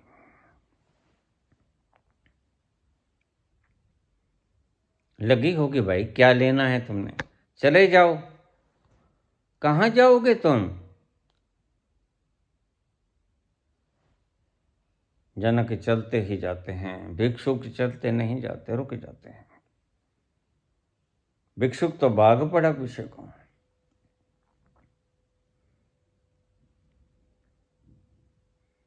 ये जलते हुए महल, कहता ये मेरे हैं, जलेंगे तो जलने दो, तुम्हारा क्या है? भिक्षु कहता मेरी एक लंगोटी पड़ी है वहां, एक लंगोटी वहां पड़ी है, एक मैंने डाल रखी। तो जनक ने भाग के पकड़ लिया उसे। तुम कहते थे कि तुम में और मेरे में क्या फर्क है? यही फर्क है, मेरा सब जल गया और मैं अगर वापस भी ना जाऊंगा तो मुझे कोई फर्क नहीं पड़ेगा, तुम्हें वापस जाना ही पड़ेगा। वो लंगोटी बुला रही है तुम्हें, मुझे महल भी वापस ना बुला पाएंगे। वो हीरे जवाहरात जो तुम कहते हो तुम्हारे पास हैं, मुझे वो भी ना खींच पाएंगे। मुझे वो नृत्यांगनाएं और मेरा राजकाज और मेरे महल दरबार, मेरी रानियां, मेरे घोड़े, मेरे हाथी, मेरी संपदा मुझे वापस न ले जा पाएगी। और तुम लंगोटी ने खींच लिया तुम्हें। बात खींचने की है, बात द्रव्यों की नहीं है। मौत खींच लेती है आखिर में। तुम कितने खींचते हो जीते जी, इसे ही कहते हैं मर जीवड़ा। जीते जी मरे जैसे हो जाओ। मरा कभी खिंचता है? मरे को गाली निकाल दो या ठुड्डा मार दो, कभी गुस्सा करेगा? मृतवत हो जाओ, मैं सदा कहता हूं तुम्हें।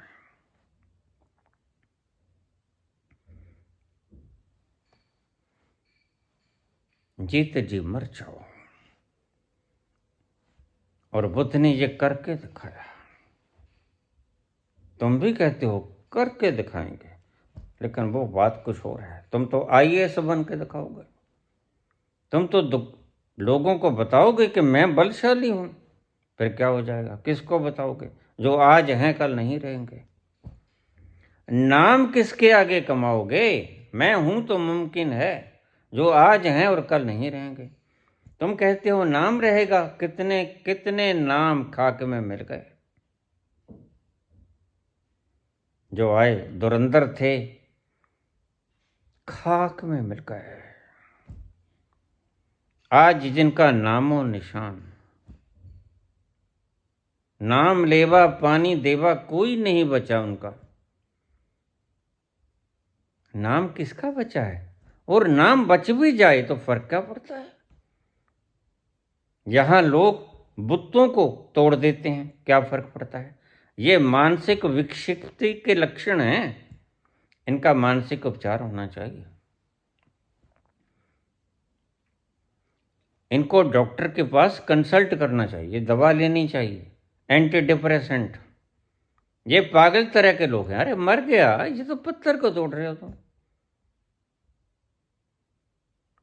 मैं रोज देखता हूं, कभी अंबेडकर का बुत तोड़ देते हैं, कभी गांधी को गोली मार देते हैं। अरे भाई मार तो दी गोली, और क्या करोगे? वो मर गया, फूंक दिया, अब और गोली मारोगे उसको? ये तुम्हारे दिमाग की सड़ांध मिटनी चाहिए, यही कहता है ये सूत्र। और भिक्षुक को समझाइए। मुझे एक लंगोटी खींच के लेके जा रही है, और जनक को राजमहल, रानियां, मुकुट, जिन्हें मैं संपदा कहता था, इन्हें संपदा जैसी नहीं लगती। यही भगवान शंकर कहते हैं। यह शरीर, ये जो मैंने लेपन किया है, इसमें बदल जाएगा। यह जो त्रिशूल है,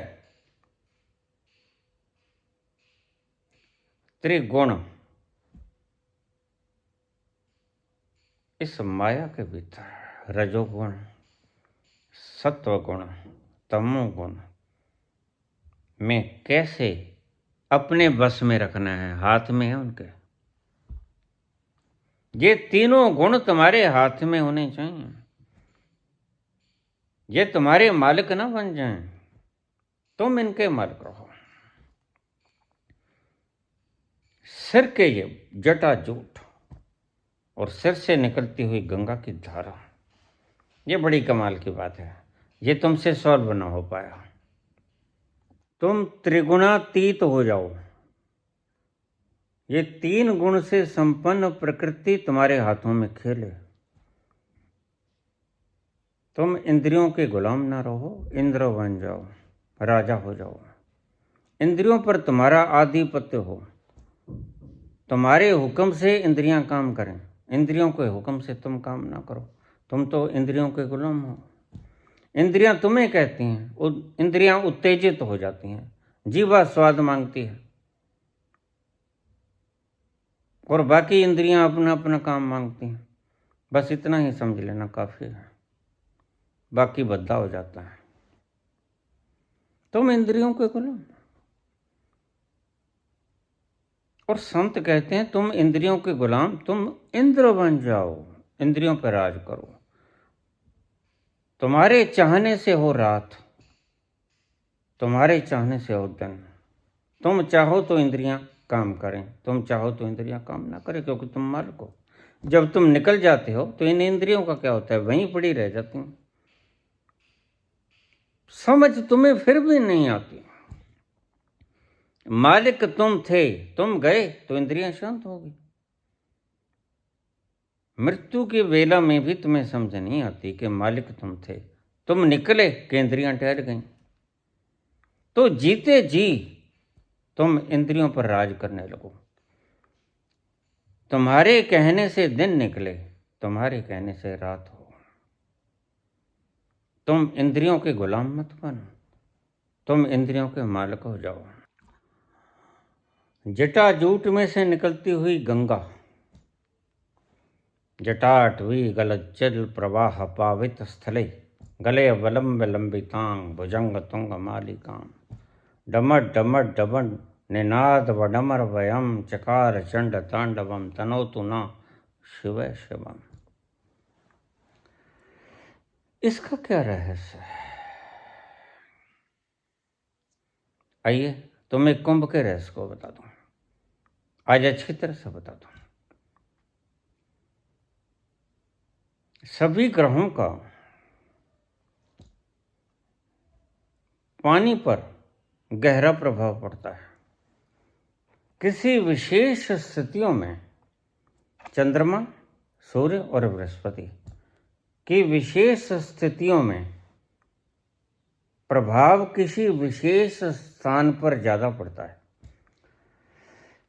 ऐसा कह लो कि ये 3 ग्रह तो सभी डालते हैं अपना अपना असर, लेकिन मुख्य ये 3 ग्रह ये किसी विशेष जगह पर कंडेंसेशन प्रवाह डालते हैं, इफेक्ट।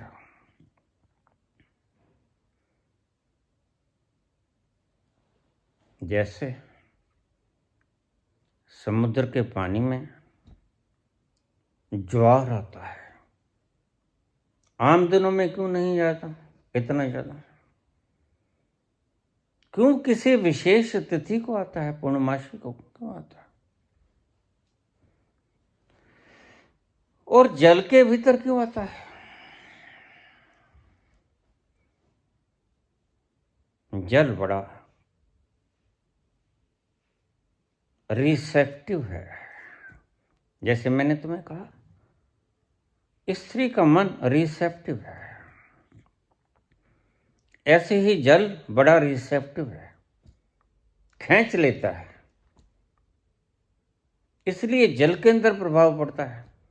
किसी विशेष दिन, पूर्णमासी के दिन ज्वार भाटा आता है, और दिन क्यों नहीं आ जाता इतना ज़्यादा? हर चीज का साइंटिफिक प्रभाव है। तुमने नहीं खोजा बात अलग है, कभी किसी वक्त खोज लिया गया था, बाद में लुप्त हो गया, और पुस्तकें जला दी गई नालंदा में।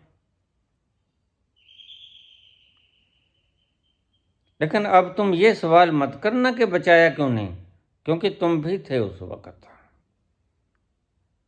तुम ये कह के बच नहीं सकते। ऊट पटांग सवाल मत किया करो, हम तो उसकी कब्र उधेड़ेंगे। क्यों उधेड़ोगे भाई? वही वक्त तुम कोई नई इन्वेंशन करने में क्यों नहीं गुजार देते? कब्र उधाड़ के क्या मिलेगा? कुछ नहीं मिलेगा, सवाए राजनीति के उच्च पदों के। ये भी पता नहीं कि मिले कि ना मिलेगा। तो किसी विशेष ग्रह स्थिति में, और ग्रह कौन से? चंद्रमा के विशेष कलाओं से समुद्र का पानी आंदोलित हो जाता है, और तुम्हें पता नहीं चलता। तुम्हारे भीतर भी बिल्कुल समुद्र का पानी है, 70% खारा पानी। बिल्कुल, तुम चखना कभी, अगर खून कहीं से निकल आई, चखना, बिल्कुल खारा। और फिर समुद्र के पानी को चखना, बिल्कुल वैसे ही मिलेगा। पूर्णमासी के दिन जितनी घटनाएं और दुर्घटनाएं और अच्छी घटनाएं होती हैं, पूर्णमासी के दिन ज़्यादा होती हैं। पूर्णमासी के दिन प्रेमी और प्रेमिका की याद बड़ी आती है। रात काटे नहीं कटते। अब ये खुश हो रहे हैं लोग।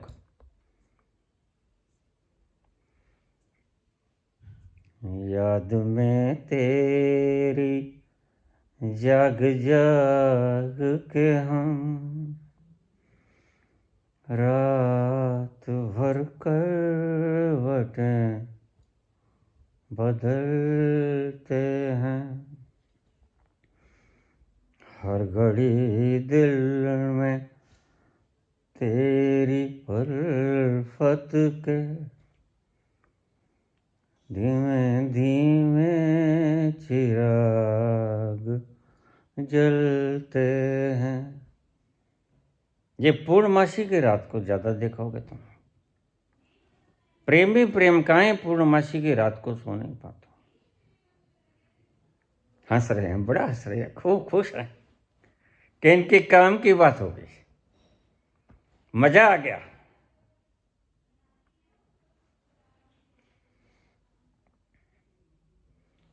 अरे भाई, गंगा जो निकलती है शंकर के जटाओं में से, उसकी बात कर रहा हूं।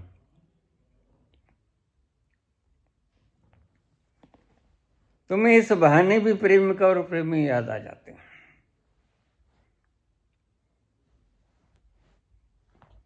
पानी सबसे ज्यादा ग्रहणशील है, रिसेप्टिव। बड़ा शानदार यंत्र बनाया परमात्मा ने पांचों तत्वों में से। सबसे ज्यादा रिसेप्टिव पानी है। और गंगा के पानी में कुछ खासियत है।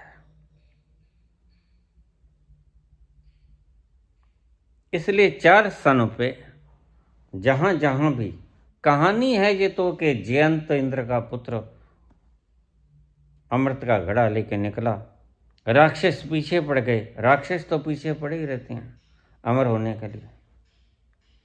अमर होने का मतलब हमारा नाम रह जाए, खो देंगे, कैप्सूल दबाएंगे, ये राक्षस ही तो हैं और क्या।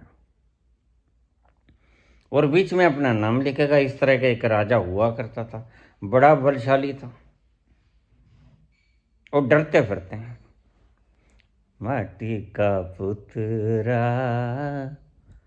कैसा नचत है, कैसो नचत है, डरियो फिरत है। माटी का पुतरा कैसा नचत है, डरियो फिरत है। तभी तो साथ साथ राउंड्स होती हैं सेफ्टी की, मर ना जाऊं, क्योंकि यह भ्रम टूटा नहीं कि मैं शरीर। गंगा के पानी में एक विशेषता है, और यह गंगा का पानी निकलना भगवान शंकर की जटाओं से। यह गंगा के पानी की विशेषता को बताता है। ये गंगा का पानी है।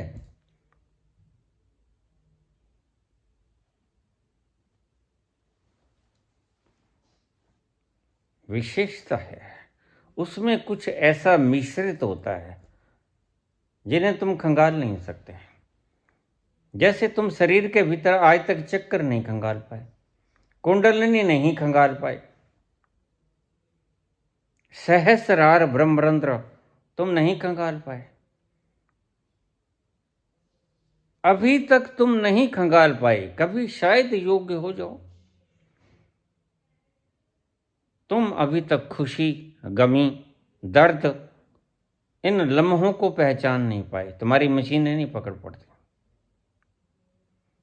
कभी वक्त आ जाएगा जब तुम खंगाल लोगे इसको, खोज हो जाएगी। और किसी दिन ये कुंभ साइंटिफिक हो जाएगा, और किसी दिन ये कुंभ साइंटिफिक था। मूर्खों ने आकर इस साइंटिफिक व्यवस्था को नाश कर दिया। करी कराई संतों की मेहनत बेकार कर दी। 13वीं शताब्दी में बख्तियार खिलजी ने नालंदा विश्वविद्यालय को नष्ट कर दिया, आग लगा दिया। खैर, उनके कुछ निहित स्वार्थ थे। वीडियो पहले बहुत लंबी हो गई, आप देख नहीं पाते इतना। आपकी एवरेज व्यू ड्यूरेशन कम आ रही है, बहुत कम आ रही है, क्योंकि 30 मिनट, 35-40 मिनट ये कोई एवरेज व्यू ड्यूरेशन नहीं है। बहुत से लोग तो 4-4 बार सुन लेते हैं, लेकिन बहुत से लोग कुछ मिनट सुनते हैं। मैं मानता हूं गहन विषय हैं, सिर के ऊपर से निकल जाते हैं, लेकिन सुना तो करो। रसरी आवत जातते सिल पर पड़त निशान, धीरे धीरे समझ भी आना शुरू हो जाएगा। तो बख्तियार खिलजी ने इसको जला डाला। अब तुम क्या करोगे? राज करने के बहाने के कारण तुम मुसलमानों को काटोगे, मजाक उड़ाओगे, कहोगे इनको निकालो, ये कोई कारण ना हुआ। मेरे बाप दादा कोई गुनाह किए, उससे मैं गुनाहगार कैसे हो गया? कोई तर्क बनता है?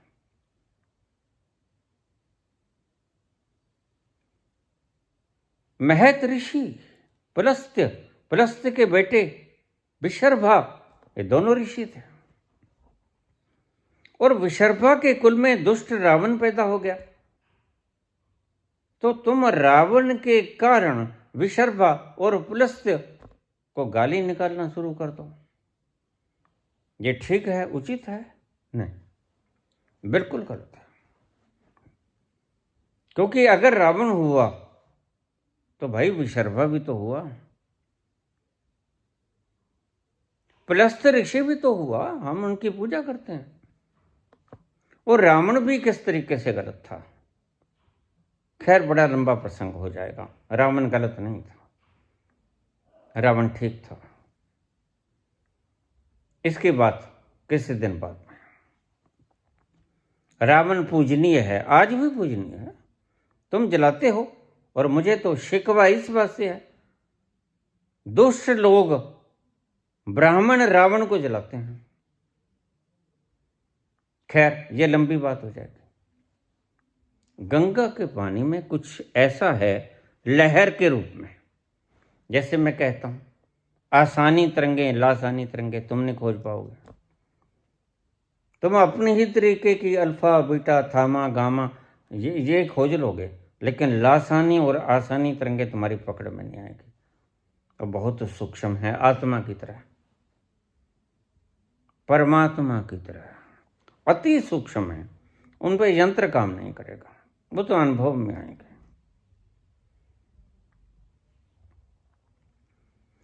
तो किसी विशेष ग्रहीय स्थिति में, आकाश मंडलीय ग्रह स्थिति में, किसी जगह पर इन तीनों की व्यवस्थाओं का समूह कहीं केंद्र तो होता है, कहीं नासिक में, कभी पुष्कर में, कभी हरिद्वार में। ये 4 स्थानों पर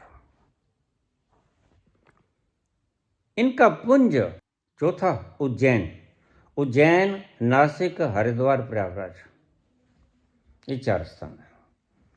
इन चारों स्थानों पर किसी विशेष आकाशीय ग्रह स्थिति में कुछ सूक्ष्म किरणें धरती के इन 4 स्थानों में पड़ती हैं। यह एक साइंटिफिक विधि है, आज नहीं कल खोज ली जाएगी। ये था कारण। लेकिन आज ये मात्र एक रस्म बन के रह गया। जब हवन को कर्मकांड बना दिया जाए, उसको अर्थ कुछ और ले लिया जाए। हवन था स्वयं को आहूत करना, तुमने हवन सामग्री को आहूत करना शुरू कर दिया। कोई क्या करे? ऐसे ही कुंभ की प्रथा तुमने बिगाड़ ली। बड़ा सुंदर मौका था, तुमने उन ऋषियों को भी जाने से मना कर दिया जो जाकर वहां बदल सकते थे। कोई क्या कर सकता है? बिगाड़ा तुमने।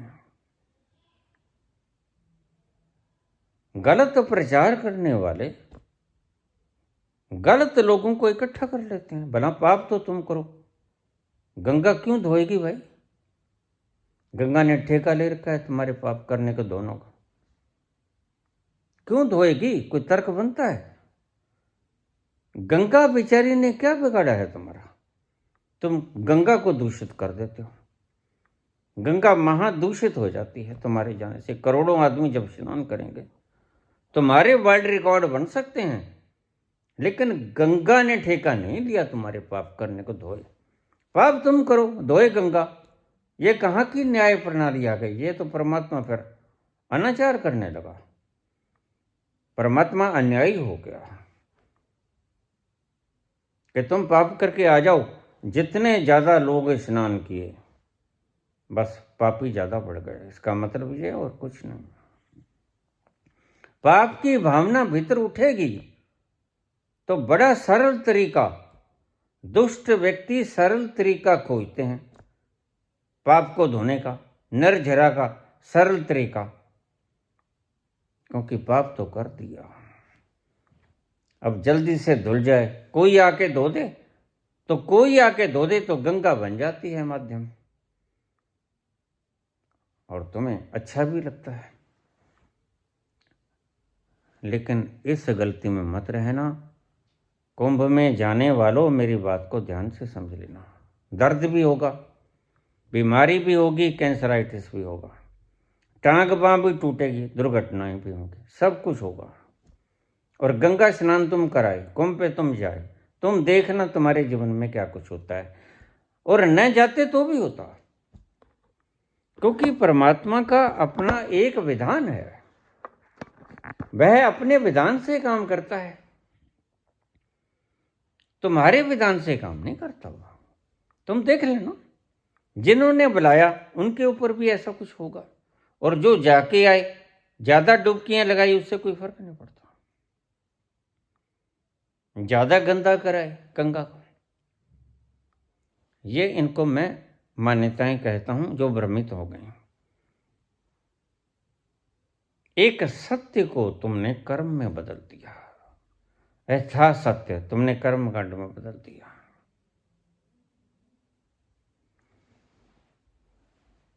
समर्पण, संकल्प, ये दोनों करने पड़ते हैं। मेरे पास यहां लोग आ जाते हैं, कोई सिर्फ प्रणाम करता है, कोई पांव के हाथ लगा देता है, रजाई कोई हाथ लगा देता है, और कोई दंडवत करता है अच्छी तरह से, पूरा शरीर झुक जाता है। जब उठते हैं मैं चेहरे मोहरे देख लेता हूं।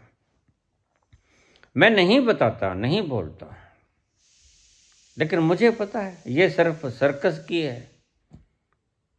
इसने सर्कस करके दिखाई मुझे, वो दंड आसन, दंडवत आसन, बस दंडवत आसन किया है। और कुछ लोग ऐसे आते हैं जो परिपूर्ण श्रद्धा से भरे होते हैं, मुमुक्षुत्व से भरे होते हैं। उनके भीतर से ऐसा होता है कि आहा, मुझे तीर्थ मिल गया। और कुछ लोग सिर्फ परंपरा निभाने के लिए आते हैं कि बाबा गुट्ठा लगा दे, मेरे पाप धो दे। ऐसे ही तुम गंगा के पास जाते हो। You will have to do something. मैं आने वालों के लिए भी कहता हूं कि देखो, जाकर आराम से बैठना, एक हफ्ता का अवकाश लेके आना, एकांत में बैठ जाना, कुछ ना करना। जो आज मैं कह रहा हूं, ना संकल्प ना समर्पण, तो क्या करना? स्वीकार करना। ये तीसरी पद्धति, ठहर जाना। जो जब तुम स्वीकार करते हो तब तुम ठहर जाते हो। ना संकल्प में तुम ठहरते हो, वहां भी कुछ करते हो, गड़बड़ झोल करते हो। ना समर्पण में तुम कुछ करते हो। ये देखो आप, सफेद वस्त्र वाली समर्पण करने वाली, इनके दिल कैसे डमाडोल होते हैं। मेरे पास रोज आते हैं मैसेज इनका। अब मैं क्या कहूं, बेटिया तुम फंस गई, मैं क्या करूं? ये धर्मों के चक्कर में तुम्हें उलझा देते हैं लोग। बस सिर्फ एक अहंकार पैदा हो जाता है, हमारा समूह, हमारा कम्यून बहुत बड़ा है। फिर इससे क्या होता है? दुनिया बहुत बड़ी है, 8 अरब की दुनिया है, ये कम्यून नहीं है। अगर समझो तो वसुधैव कुटुंबकम, नहीं समझो तो ठीक। तुम्हारे अपने घर वाले भी तुम्हारे नहीं, घर में रोज झगड़ा होता है। ना संकल्प करना है, ना समर्पण करना है। अब तीसरी चीज मैं तुम्हें दे रहा हूं, क्या? ठहर जाना है, सिर्फ ठहर जाना है। तुम्हारे सब करने, और मंत्र हो, अनुष्ठान हो, हवन हो, यज्ञ हो, जप हो, तप हो, पूजा हो, प्रतिष्ठा हो, कुछ भी हो, सब भागने के उपाय हैं, दौड़ने के उपाय है, ठहरने का कोई उपाय नहीं। सब कर्म कांड हैं। और मैंने तुम्हें तीसरा रास्ता दे दिया, इसको बुद्ध ने भी कहा, मध्य मार्ग। ठहरो,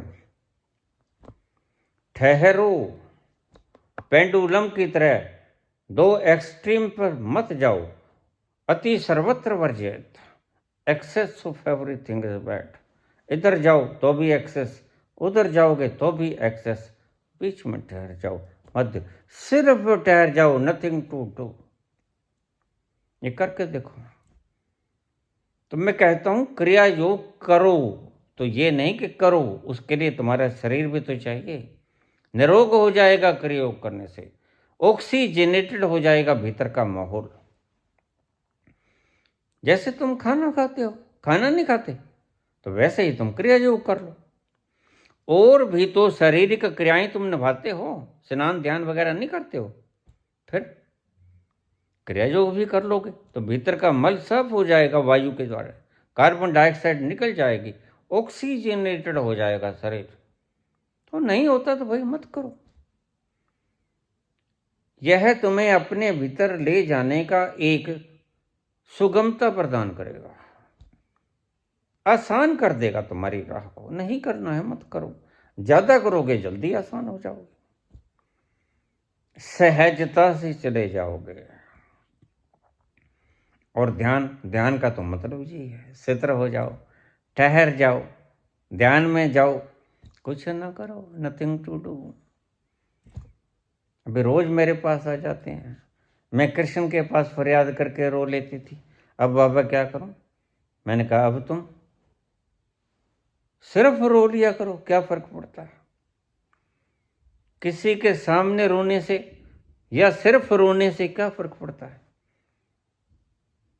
कृष्ण तो गए बेचारे, पहले तो झूठ तुमने कल्पना में बना लिया था, अब सिर्फ रो लिया करो, क्योंकि हल्के तो तुम रोने से होगे।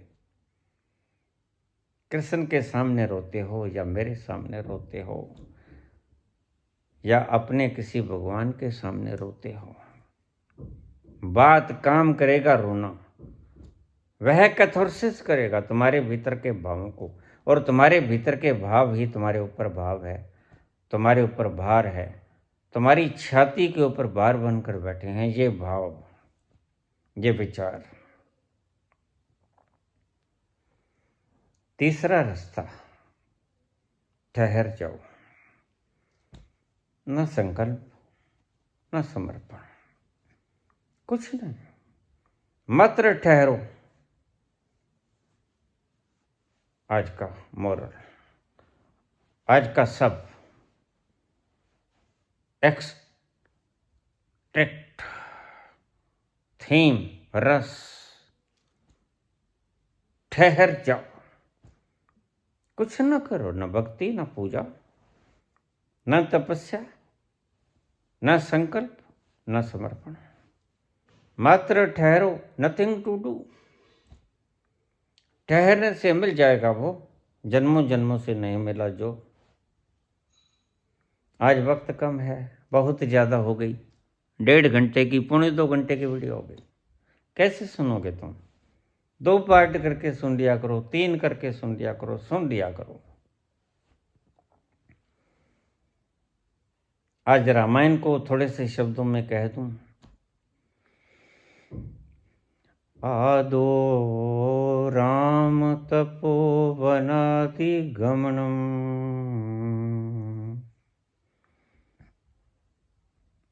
हत्वा मृग कांचनम, वैदेही हरणम जटायुमरणम, सुग्रीवसं भाषणम, बाली निग्रहणं समुद्रतरणं, लंकापुरी दाहनम।